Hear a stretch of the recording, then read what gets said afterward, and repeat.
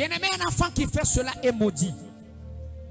Tenez, on peut poser la question de savoir quelle attitude prendre face à un père désordonné qui met des bavures, qui commet des bavures, qui commet des erreurs.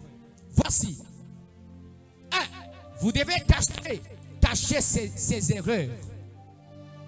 Ne jugez pas les erreurs ou bien les fautes d'un père. Ne critiquez pas un père après avoir commis des erreurs. Un père spirituel, un père de la foi est jugé uniquement par Dieu seul, pas par toi. Même si un père spirituel, ton pasteur, il vient te taquiner, il te cherche avec des problèmes, bien-aimé, ne les touche pas. Ne les touche pas.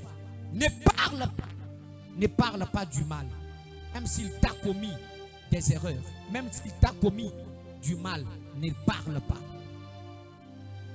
Ne dis rien. Mais dis tout simplement que lui, qu'il en finisse avec son Dieu. Il n'y a que Dieu qui peut juger, qui peut condamner un père. Toi, un fils, tu dois te taire quand tu constates les erreurs d'un père.